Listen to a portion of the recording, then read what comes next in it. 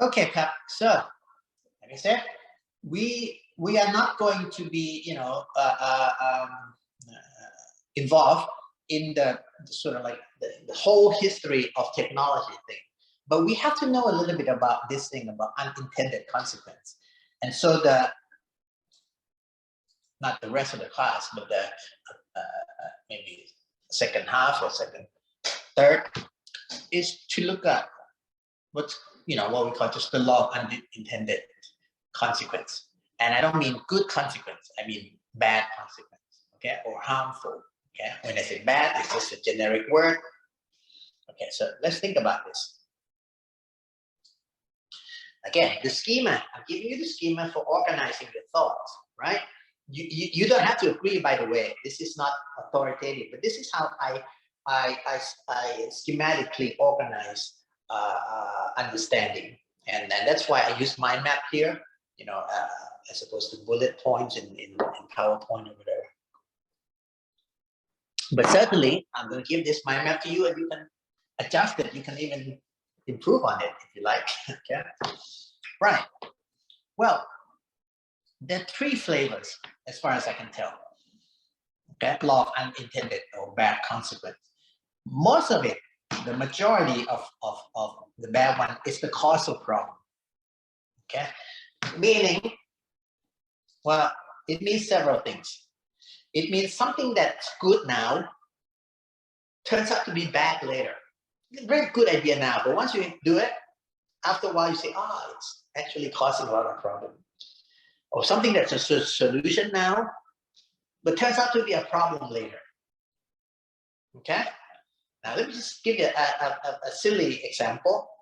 Do you know that automobiles was a solution to pollution, right? Today, you're born thinking that automobile causes pollution, right?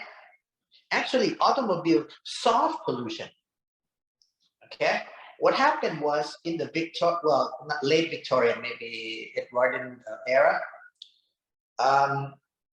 there was a big problem with pollution. Do you know what that is? We can play with this.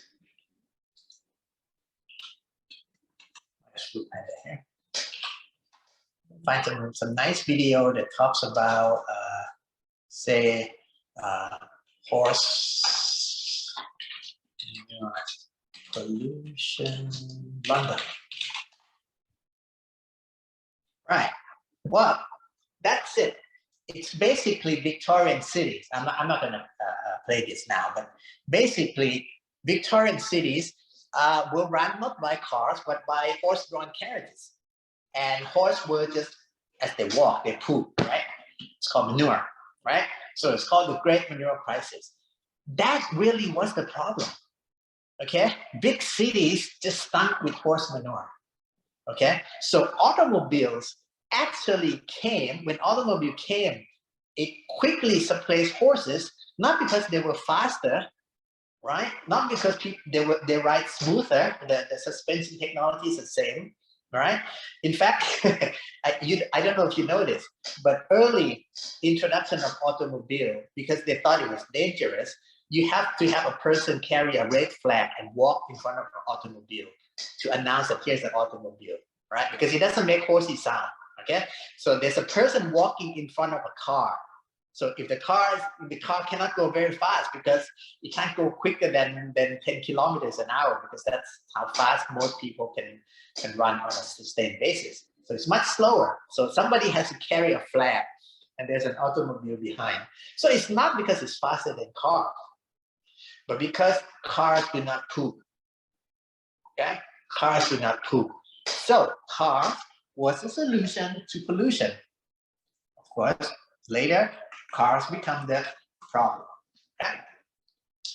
Or you can have something like, it's an innovation now, something that's quick and exciting now, but becomes an addiction. It sort of allows the whole population into doing nothing else but, okay?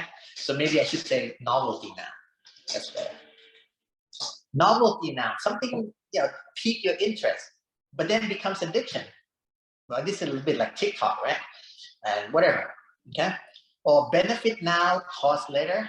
Okay, when this thing was introduced, the benefit outweighs cost, but after a while, cost outweighs benefit. And or you can also just have good old-fashioned bad execution. In other words, the idea is good, the execution is bad, right? A bit like Jurassic Park, for example. Okay, so an example would be,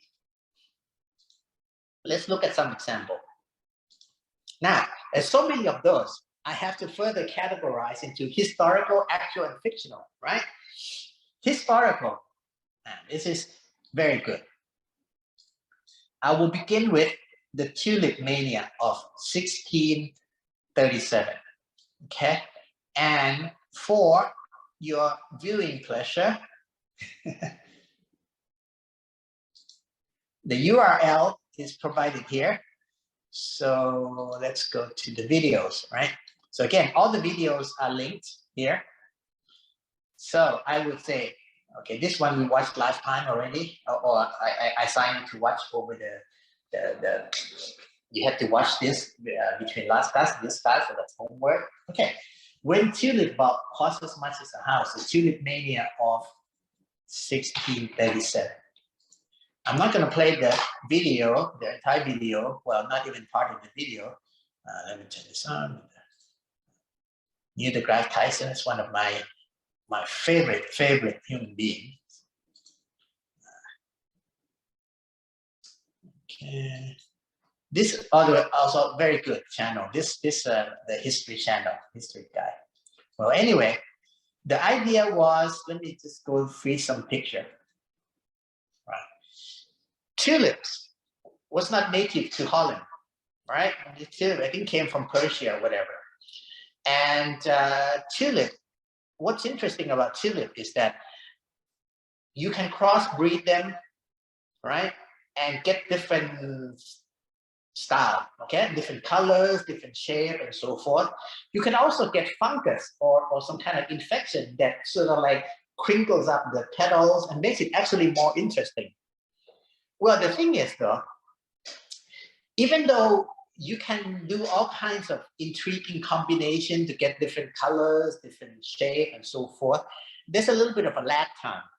In other words, you have to plant your bulb before winter, I think, and then in spring it comes up. So there's a little bit of a lag time whether or not you are successful. And if it's successful, then you can sell this bulb for a lot of money, right? So what did they do? They invented this thing called options. So it's an option to buy tulip bulb at certain price. Well, this is actually exactly the same thing, the same financial contract as financial derivatives. So tulip option precursor to financial engineering of the 20th century. This is my statement. So, okay, you can read all that. Okay, so financial, well, this is actually financial engineering. So this is a web page in the Bank of Thailand came up. This is actually my web page back then. So the idea is, what's financial? What is financial? What's options? Financial options. Okay, so it's actually very simple. It's an option to buy. Option to buy. Opportunity. Option to buy certain thing, stock, bonds, whatever. Okay, gold at certain price in the future. So if I promise you, if I give you this promise that you can buy durian, okay, you can buy durian for 300 baht per kilogram of durian for the next season, right? This is valuable because if the market for durian next year turns out to be bad, so durian costs only like 200 baht per kilogram, then you just go buy from the market, right? 200 baht per kilogram. On the other hand, if the price of durian is 500 baht per kilogram, you can take this contract and show it to the market, to the durian seller, and say, hey, I can buy so many kilograms of durian at 300 baht. Okay, so I can buy durian at 300 baht when the market's paying 500, and this is in the future. Okay, so obviously you can eat a lot of durian and be happy, relative to your other people, your friends who have to pay 500 baht for durian. Now, obviously, you can't eat that much durian. So what can you do? Well, literally, you can say, hey, do you want durian at 300 baht? Well, durian costs 500 baht now. You give me 190 baht and I'll give you this right.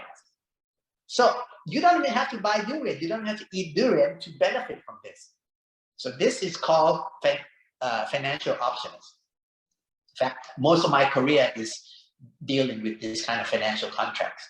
Well, they did that. The first time that we know of in a major scale was with the tulip. So that's the tulip options. And because it costs very little to buy this contract, there's a lot of speculation. So a lot of speculation, the tulip price went really sky high. In the end, it collapsed. Okay?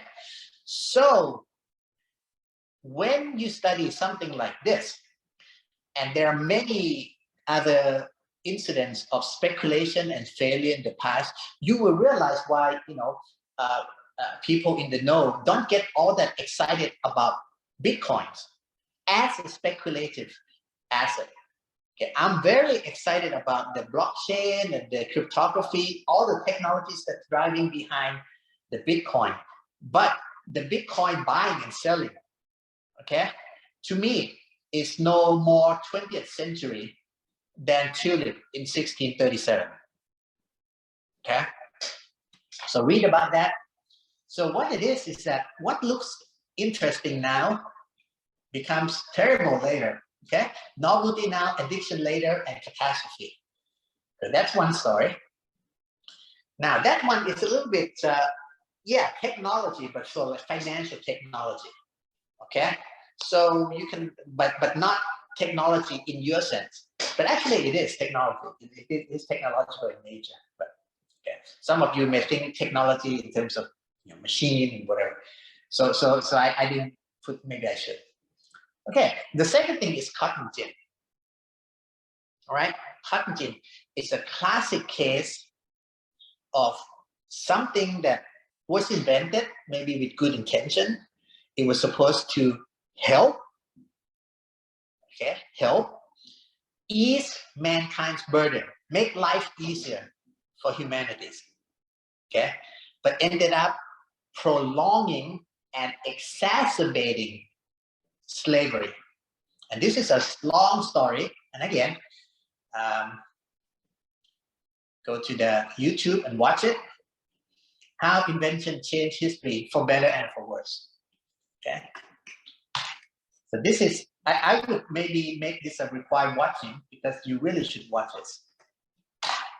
Okay, but I'm not going to play it now. But, okay. Right. So this is by this is actually at TED Ed. So it's very brief, well narrated and animated. Basically, you guys don't know this. I don't know if you know this. Okay. Well, obviously you know about America's history with slavery, right? What you don't realize is that slavery was on its way out. In fact, you hear this thing about George Washington owning slaves and so forth. Back then, slave was like a legacy, a remnant of a very old society that had slaves. Okay, and they were on the way out. Okay, so America was going to be more, I guess, progressive, and that slavery was on its way out. Okay, the South used as a slave, yeah, but at some point it's going to die out. Okay, there's almost like a no rush. It's a bad thing. It's a bad thing, but between independence from Britain, they had. You can say that America's founding father had bigger fish to fry. Okay, so slavery was on the way down. It's going to be it's going to be expunged. It's going to be outmoded. It's going to be outdated. It's going to be useless. Right? Well, a very well-intentioned person, okay, invented this thing called cotton engine. Cotton gin. Cotton gin is short for cotton engine. Okay, what it does is, we could, by the way, he didn't invent it. He just made it really good. Eli Whitney just was not the first person to have this, but he really brought this as an innovation. Again, this would have been like emerging technologies, right? All the gearing was there, the need was there, blah, blah, blah.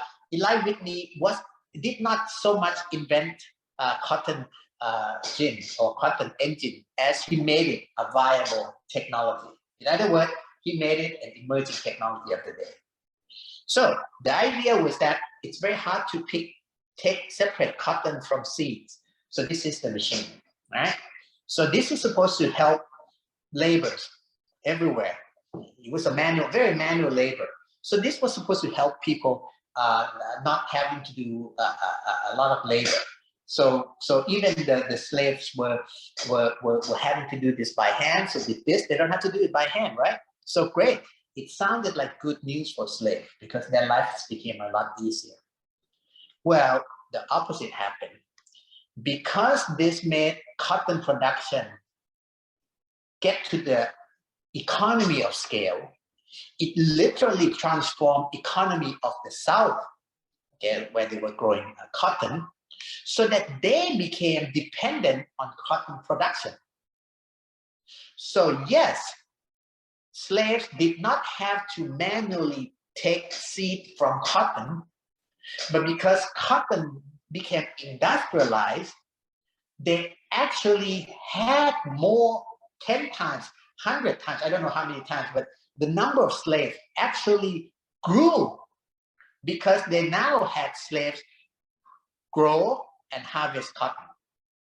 So no, they didn't have to manually separate seed from cotton. Okay, ooh, great. But now it became industrialized, and so the number of slaves increased. They actually they took more people from Africa, mostly Central and Southern Africa, against their will. Basically, just literally just arrest them, bring them over, no questions asked, and turn them into slaves. So the evil of slavery was driven and by this transformation of the Southern economy of the United States. This transformation of the economy came about because this technology made it possible. This technology that was supposed to help save manual labor ended up enslaving hundreds and thousands into millions later on of Black people, mostly from South Africa. And this is something that it's scarred American society forever. It's really a black mark, more than a black mark. It's the history of atrocity. Okay, so this is definitely a classic case of unintended. Now, are you saying that Eli brought about slavery? No, that's not it. Again, it's unintended. Okay, so there are many stories. Okay, so this is something more recent. This is what's called, well, solution now, problem later, or something that's, again, the causal chain. You don't realize that you're trying to get something that solves a problem, but it causes something else and it's a bigger problem. And that's the story of thalidomide. Anybody knows? Okay, raise your hand if you know about thalidomide. Okay, probably not. Okay, I didn't learn about this until, obviously you study a history of technology and stuff. But thalidomide is a very infamous story. It happens in the 50s, I think. So let's go to, again, all this have thalidomide, chemistry mistakes that kill thousands of babies. Well, it's very easy. Just do a search on thalidomide and you see the story. Okay? Yeah, exactly. Okay? That's what thalidomide did. Thalidomide was a drug that helps women, pregnant women, ease their morning sickness, right? Women, when they become pregnant, the body's immunological response kicks in and tries to reject a lot of food. Basically just sort of like filter out anything it's not sure about because it wants, pureness, cleanness, whatever. So the body goes a little bit hyperactive. So even if you're eating perfectly healthy food, the body is like, I'm not sure, I'm just going to throw up. Okay, and that's what morning sickness is. Well, thalidomide actually suppresses that. So it was actually a solution to morning sickness, right? Well, what they didn't realize and was that babies born from mothers taking thalidomide did not have limbs, right? They had hands, but the hands was attached to the shoulder like this. Okay, so these guys had legs, but some people didn't even have legs, a bit like this. Yeah, hands directly connected to the shoulder, foot connected to the hip, that sort of thing. So basically no arms and no legs. Okay, no arms and no legs. And this is very interesting. Not only is it tragic, but the good thing was that some very keen doctors were doing, and this is by statistical inference at first. They look at children born like this, and they interview the history of the mothers, and they find that what they have in common was taking thalidomide dosage. So that became the hypothesis that was accepted as a theory, and so immediately that stopped. Okay, now thalidomide became approved a bit later, maybe in the past 5 or 10 years for something else. Okay, so it's the chemist, but definitely not for morning sickness. Okay, the funny thing is there's an accompanying video called it's not here. Maybe I should put it here. This is a good video you should watch. Chemistry with Englishmen.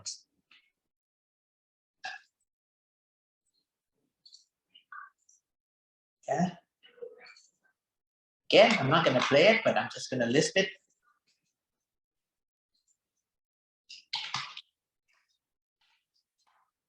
And this is something that, again, for those of you who are inspired or intrigued by biochemistry, this is something you may want to look into. It's very simple. Well, chemical. If you have a chemical like a formula, right? Oops. So let's say you have something like a chemical bond, right? But let's look at the chiral.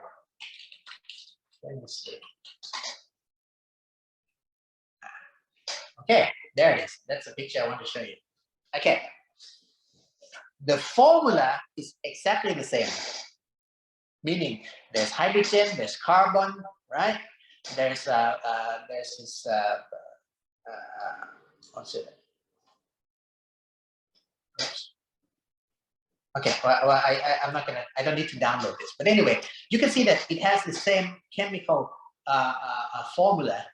The difference is the way it's connected is asymmetric, so it could go this way or that way. So they are kind of mirror image of the other. Well, it turns out that thalidomide is one of those. It's one of these versions that causes the problem. The other version doesn't.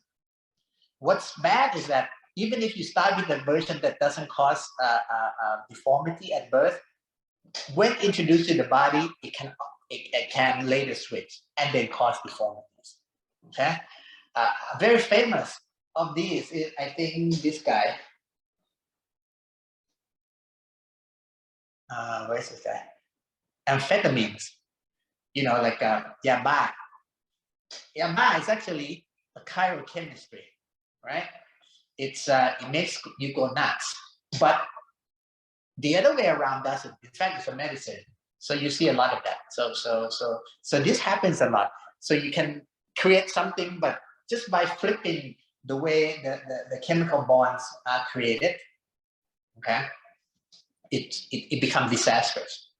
Now, the other thing, again, I put all this as historical, is CFC. CFC, of course, you know, is what CFC? Story of CFC. It's very interesting, but let's see. I don't want the CFC itself, I want the history of it. History. There. Okay. So this was something that was very good. You had problem with refrigeration. You want to refrigerate food, so they make CFC. Then they realize that CFC actually causes a hole in the ozone layer. Ozone layer is what eliminates, shields us from say solar flare and whatnot. So this was the story of, again, solution now, problem later, because you haven't worked out the causal chain down the line. Okay, we'll talk about sufficiency economy philosophy a little bit, and the emphasis on the analysis of the causal chain. Okay, so that reminds me, so maybe the causal thing, I should think the causal problem. Reminder, sufficient philosophy, sufficiency economy, philosophy, P, the emphasis on analyzing. So, okay, so reminder.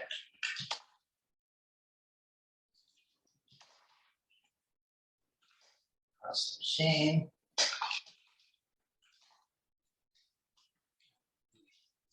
Of causal nexus. Okay. Okay. So because a lot of this innovation thinking did not work through the causal chain, either because they were negligent or just didn't bother or didn't think about it, or because the knowledge, the science wasn't there. Okay. So it could be a very innocent mistake. You get a lot of this. Okay. And then what you have right now, well, what is it? Actual, I mean current. Okay. Still with us. Now this thing, like, you know, sort of like past problem, but this still with us, right? Still with us. Okay.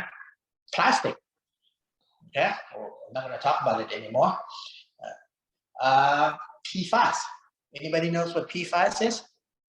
PFAS was also a solution, but then creates a problem. You guys, I don't know if your mom made you eggs this morning, probably on a Teflon coated pan. Well, the stuff that coated the pan is belongs to a family of chemistry called PFAS, perfluoroalkyl or polyfluoroalkyl substances. These are known as forever chemical. What it means is that it doesn't get destroyed. It's worse than plastic.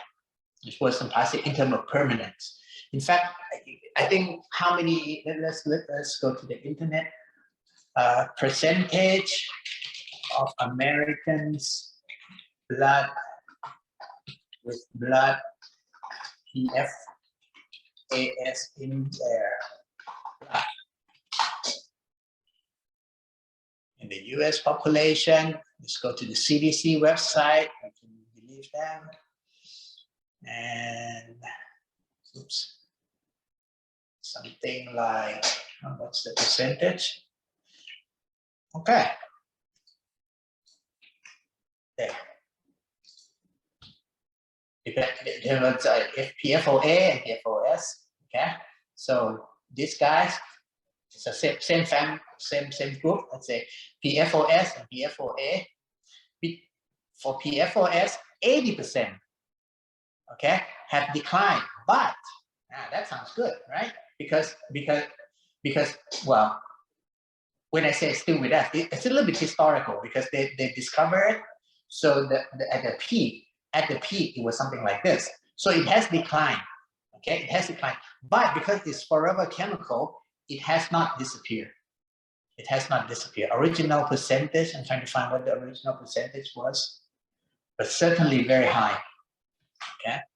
So this is, you know, you can say historical, but it's still with us. It's still with us.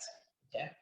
Financial derivatives, again, this it's a little bit more involved to talk about financial derivatives. So I'm not talking about, again, social media, right? What was it to do? It was supposed to a solution. It was supposed to bring people together, and then just drive people apart. Bitcoin was a wonderful solution. You don't even know what the Bitcoin was a solution for. Do you know what Bitcoin was a solution for? Anybody? It wasn't so that you can buy Starbucks using embed implants with your hands, or that's not it. You know what Bitcoin was the solution for?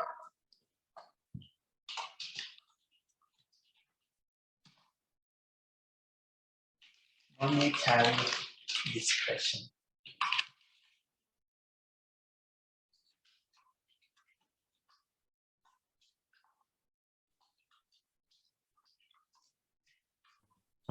Is it the solution for like trading across the time boundaries or places? No, not even that. Not even that. It ended up doing that, but it wasn't. It wasn't. Well, what happened was, okay, central bank. I worked for the Bank of Thailand for 14 years, but in the United States, the central bank is called the Fed. Yeah, the Fed can lower or increase interest rate, and what it does, it just sort of like gives coffee to the when they lower the interest rate, it's like giving coffee to the economy, make it alive. Okay, and when it increase the interest rate, it's like giving a sedative or marijuana or sleeping pill to the economy. It's like calm it down a little bit, you know, a little bit calm down. So the US Fed, like the Bank of Thailand, had this interest rate that can basically give coffee or sedative to the economy. When the economy is sluggish, gives a bit of coffee, right? Wakes it up. When it's too excited, it's going to lead to inflation, and you don't want to lead to hyperinflation. If you study history, hyperinflation was almost the direct cause of World War II. Almost. Okay? But it certainly was an excuse for it. Yeah. So if hyperinflation is very bad, right? Well, so the central bank can increase or lower interest rate. Well, central bank can cheat a little bit, okay? Instead of just giving coffee, a central bank can literally dope the economy, you know, like steroid, like blood doping, okay? So if there's not enough energy, there's not enough blood in the system, how about doping? Just put in blood, you know, like Lance Armstrong doped his blood when he was competing for Tour de France, okay? But for cycling competition, right? His blood didn't have a lot of oxygen, but he wants more oxygen in his blood, so he actually doped his body with more blood, with other people's blood, or maybe his blood, let's say, from earlier time. Okay, that's cheating. That's cheating. Well, U.S. Fed could do that, and in fact, there's evidence of that. It's called money printing.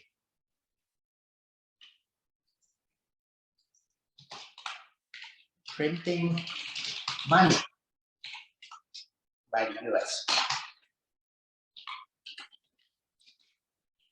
Okay. Okay. And so that was so what's the solution? The solution was to create money not linked to something that the central bank controls. Okay. So why is this a solution? Bitcoin as money without central control.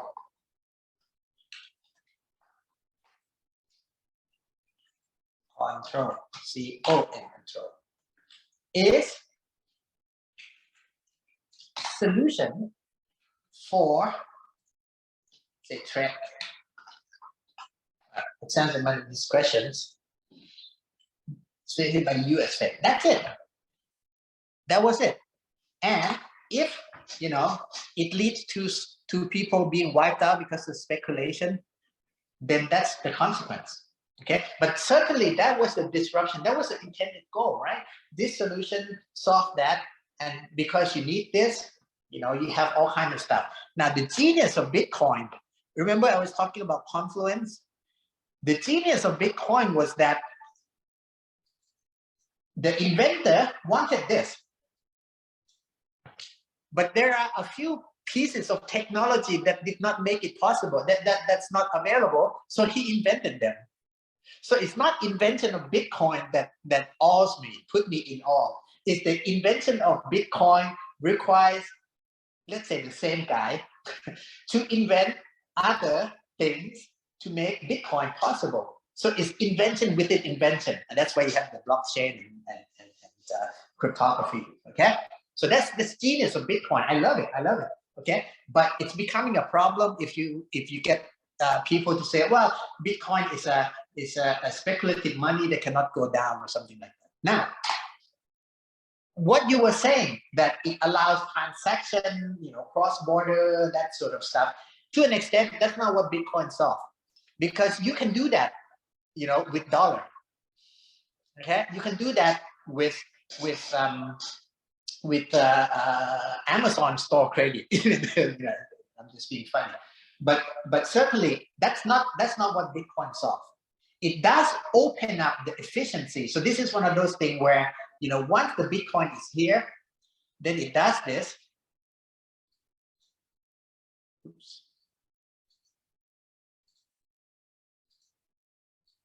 It does this. It opens up the possibilities to something else. And one of those possibilities is that kind of seamless transaction across the globe and whatnot. Okay, so this becomes a corollary of the Bitcoin innovation. Okay, so it's a good consequence. It's good consequence, but certainly you can have bad consequence of Bitcoin speculation. Okay, and because Bitcoin is literally, it's not without central control. When there's a problem with it, you also don't have an authority. Okay, the flip side of the control is the authority, right? To have the control is exercised by monetary authority. Okay, when something goes wrong with Bitcoin, let's say you get hacked, there's no central authority. You can say, well, reimburse me or whatever, or readjust.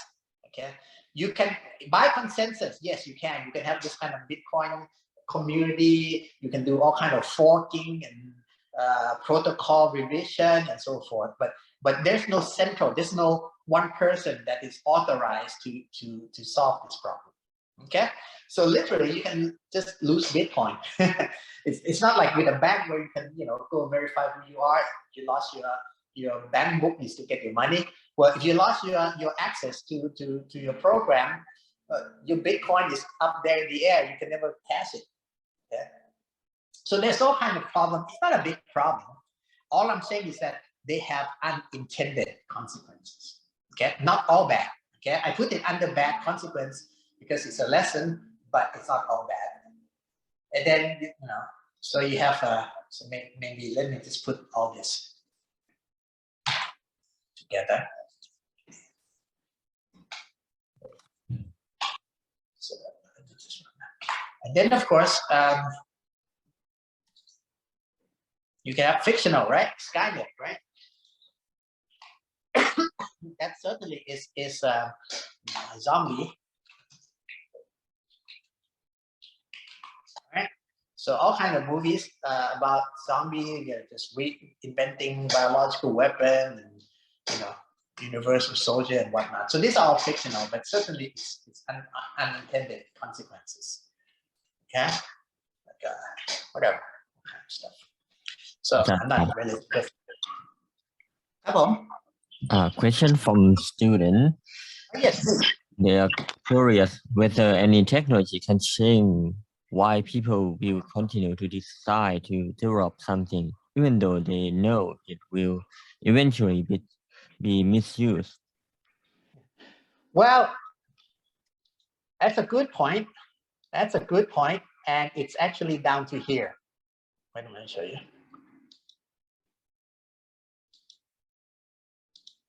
It's down to here. It's the conflict problem. What? Okay, let's put everything in perspective. I show you all this, right? And it makes perfect sense, right? Why would you do this? This is all bad, right? This is well, Bitcoin is not all bad, but say all this is bad, right? The point is, I can say this now because I have the benefit of hindsight. Yeah.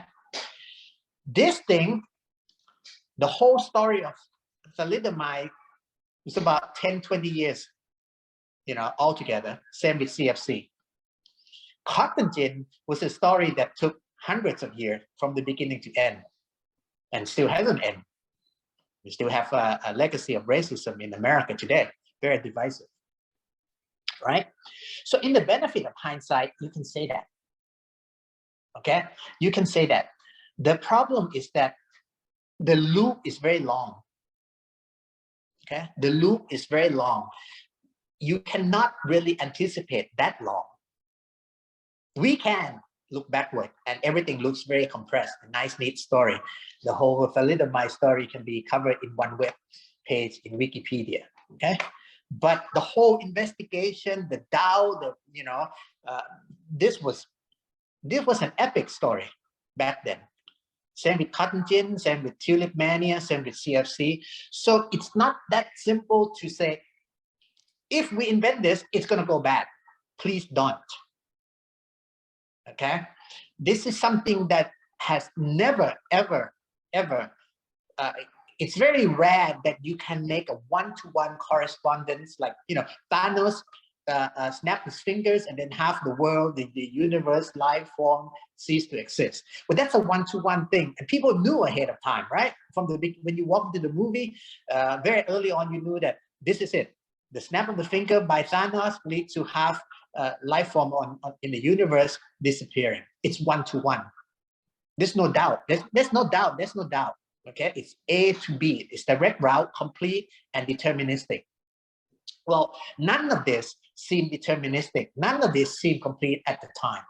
So first of all, nobody. So the first answer to you is A, lack of foresight. Usually when we say lack of foresight, it means people are short. They're just looking at the present horizon. They don't care about the future.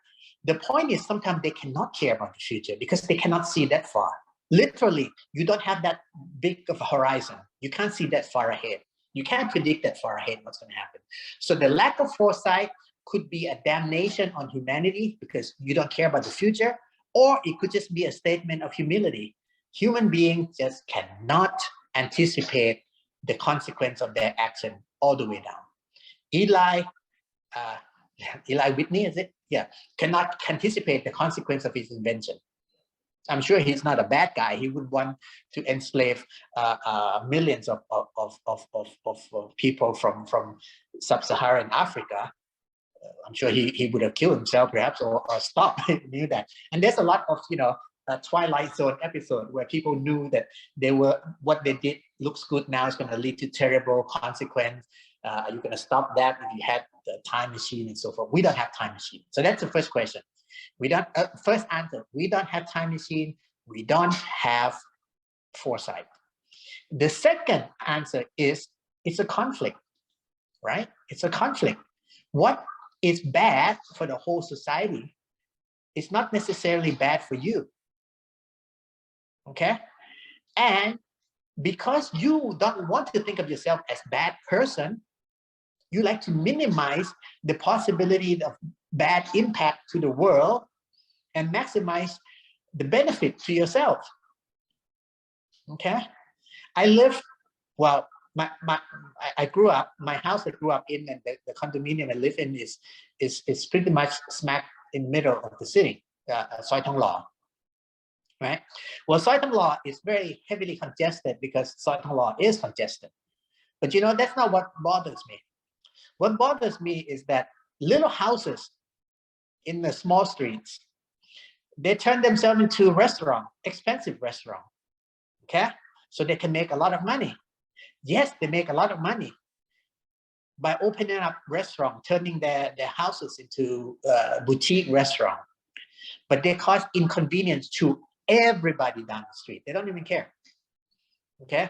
And the worst offender of them, okay, I live in Thong Law 23, okay? They would cause a lot of traffic jams, and they have a little parking spot, and they'll put up a sign say, you know, don't come in and make a U-turn here. It's like they can cause all the inconvenience to the rest of the community. But if somebody, God forbid, comes in, run into this traffic, wants to go somewhere else, no, can use that little parking spot to make a U-turn. It's that kind of selfishness, right? Now, so that's just basic selfishness. Okay, that's just basic selfishness. There's no science to it. People are selfish, so they only look after their interests. Okay, regardless of what happened, they can see something bad happening.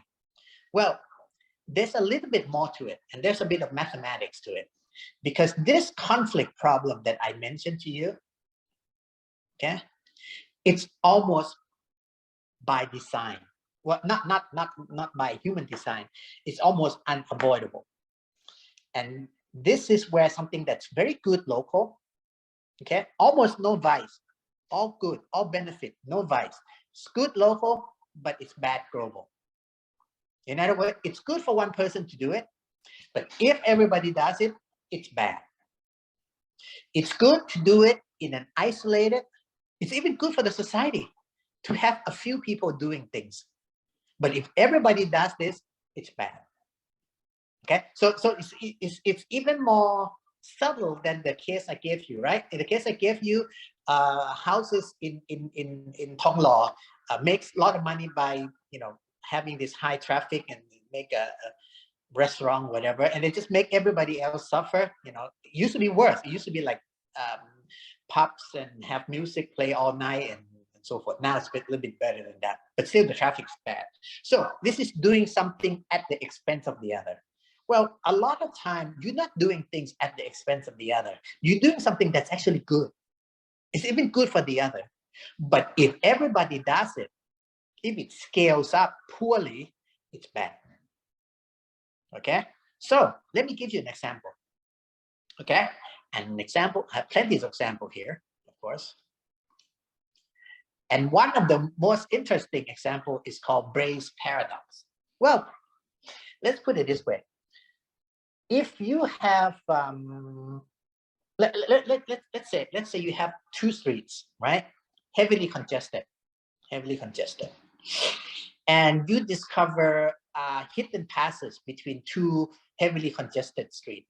And because by using that bypass, that sort of like hidden streets, you actually travel faster. You actually easing traffic congestion. That's good. That's good. But if words get around that there's a shortcut here and everybody does it, you end up slowing down the traffic. Now, this is why it leads to what's called Bayes paradox.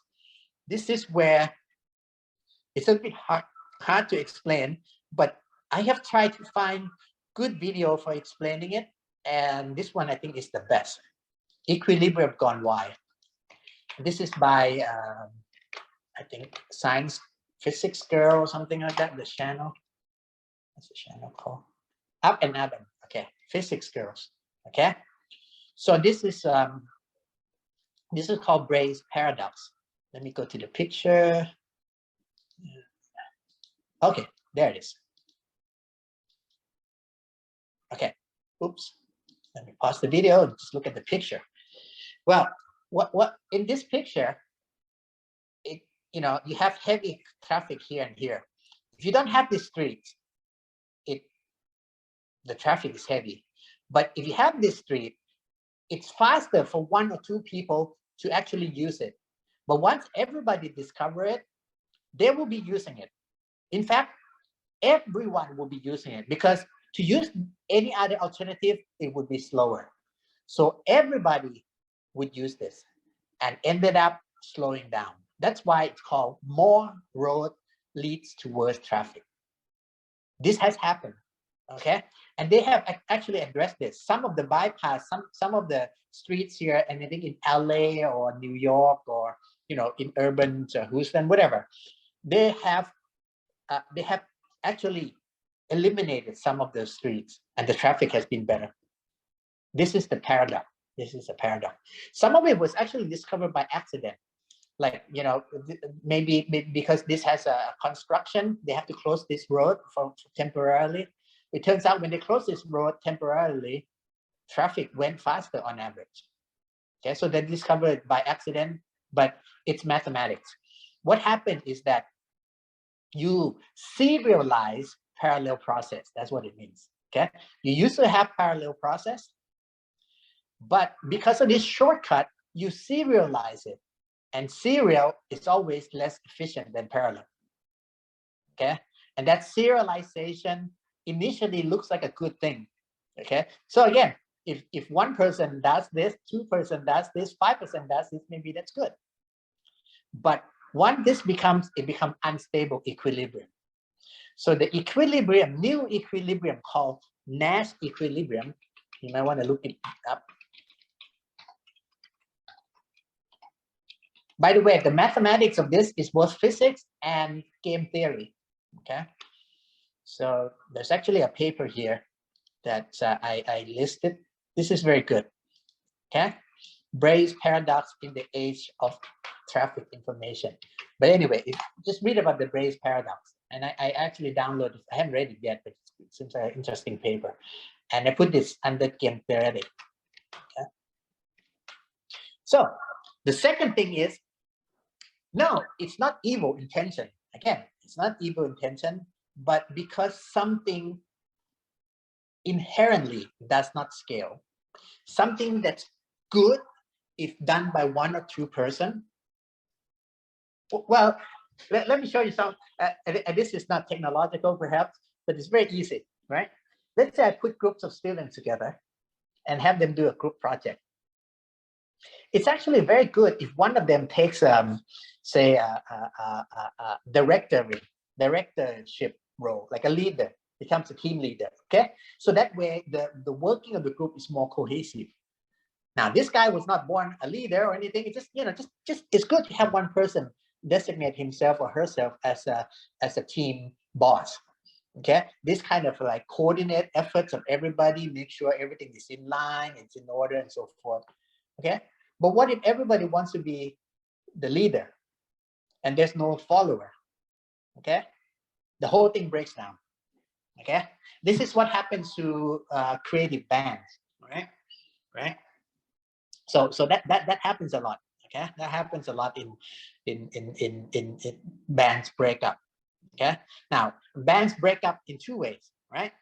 Usually, I don't know if you study history of music, but certainly with pop music, you're gonna have a band where one person is really the star of the show, like the Jackson 5.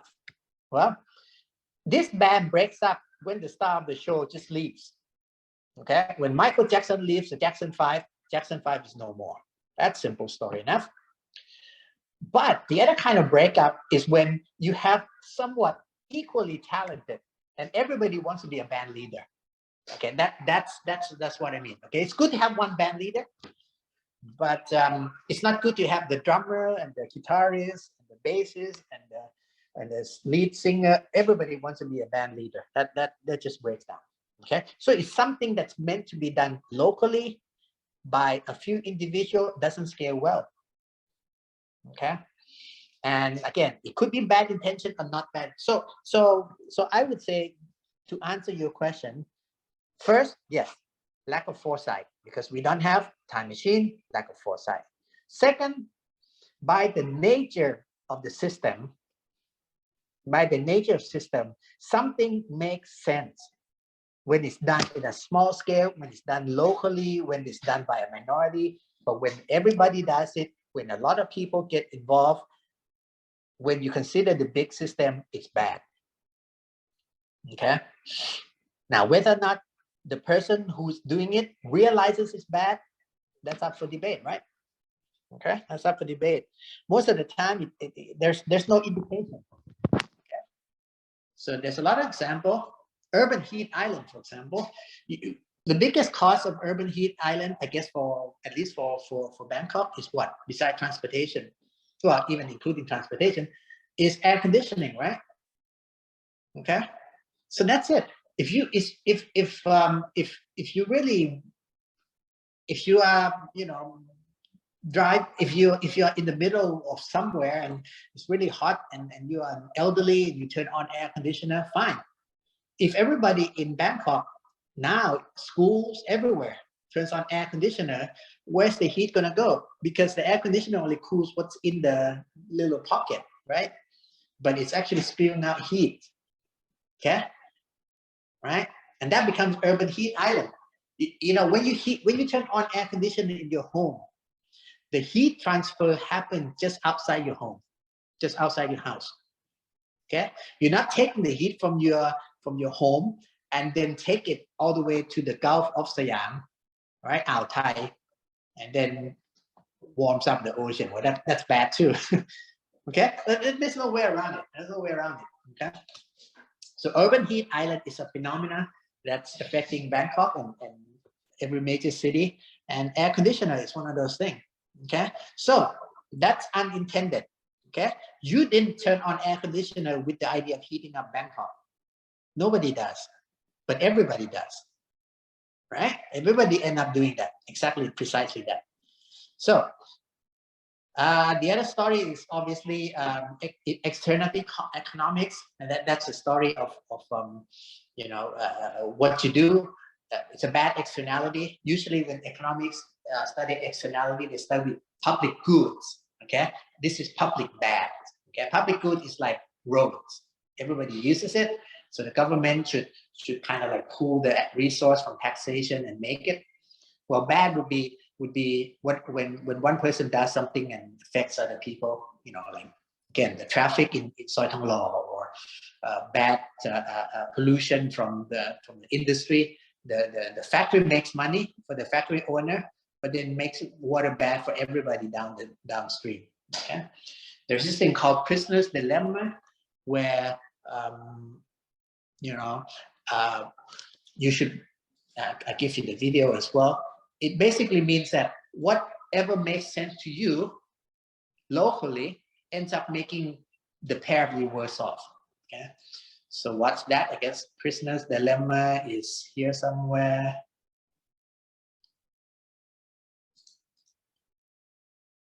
Yeah, watch the game theory. Okay, all this follow under game theory. And also, I don't know if you know these tales, but birds, right? Well, if you have a flock of birds that's, you know, and a farmer casts a net over it, well, it makes sense if 99 birds fly and you're preserving your strength by not flying. That's okay, right? But if everybody thinks the same way, then they all get cooked. They become dinners for the farmer, okay? So you can watch that.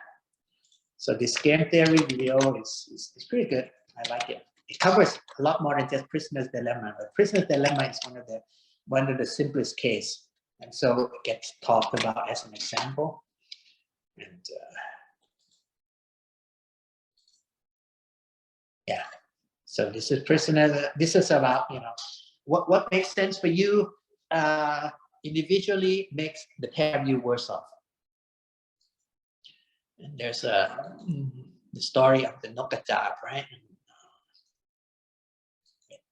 Yeah, see, that's the story. So if you don't work together, yeah, it makes sense. You're just freeloading, right? If everybody thinks the same way, then everybody's all lunch meat or dinner meat. Okay. By the way, I really appreciate questions from you guys because that helps me drive the story into this. Okay. So The focus is of technology, but obviously, you can. So that's another thing I'm just going to briefly mention. This is conceptual. This is where the first guy have a good idea, but the student make it worse. This happens a lot, and this happens a lot in politics. Okay, a lot of this good idea. You have this kind of social protest in Thailand, this dissatisfaction and student protest. A lot of it, if you analyze, it comes down to this.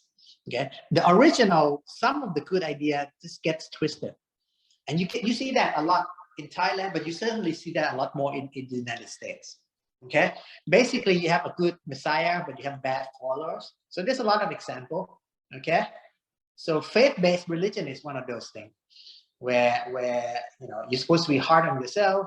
In the end, you're just hard on everybody else. So if they don't have the faith, you just chop the head off or whatever. So this is something like taking original message out of context. Okay, so the good thing has an unintended consequence of bad followers. But I'm not here to discuss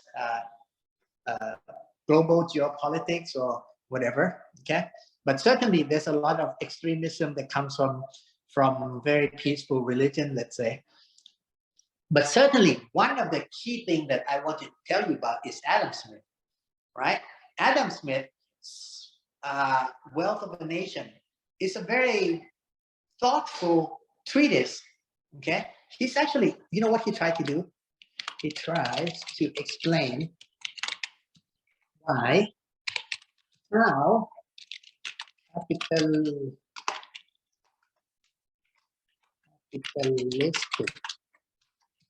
society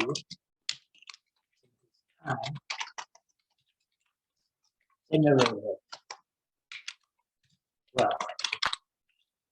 Okay, try to explain. So okay, so what is, by the way, explanation is called positive economics.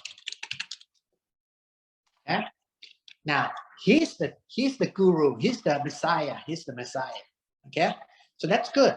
The unintended consequence is that some of his not so bright students, by extension, okay, people since try to, let's say, I'll call students, right? Students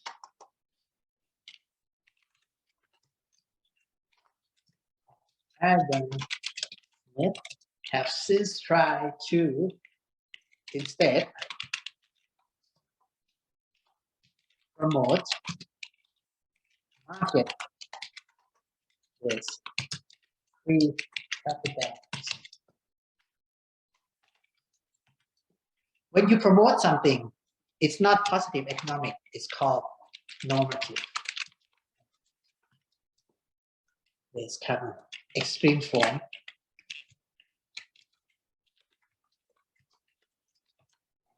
Based capitalism, right? You have people like now Ayn Rand, for example. So you have terrible capitalists, the evil capitalists, basically. They all quote, this is very interesting, all the evil capitalists quote Adam Smith. Okay, all of them. Okay, but if Adam Smith were to be brought back to life or whatever, he would definitely turn in his grave. Okay, so this is one of those unintended consequences. The innovation here is about understanding, maybe systematizing, right, the capitalistic organization of social resource, but it's ended up being something much worse. Okay.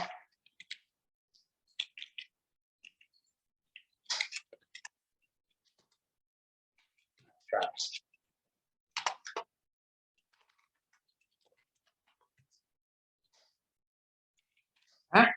So explain.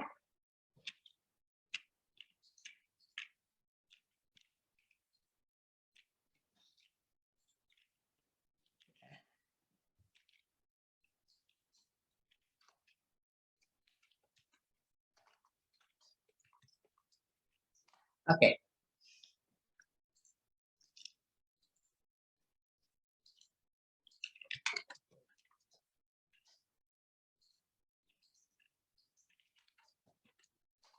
And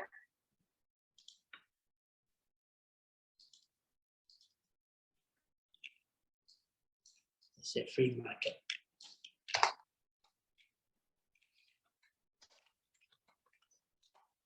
Okay. So this, but this doesn't concern us too much because a lot of it is conceptual. I think from our class, this is the main thing. Okay, there's a little bit of that, certainly, right? This is building new roads is a technological solution. Okay, and it creates urban heat island. Okay, you don't have it without air conditioning. All kind of stuff came from technological innovation. Yeah, all kind of stuff. But certainly, I want you to focus in terms of our story. Is this causal? The reason why? The reason why is a lack of foresight, right? Lack of foresight sometimes it's not possible, and this is why you need this. And this we'll talk about it later. Okay.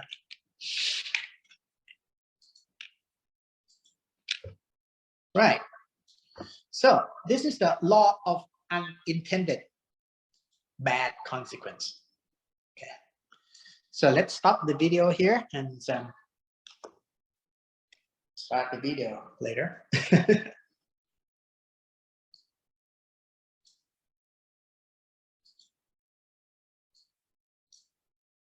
Okay, Tapnet. Shall we take a 2 minutes break?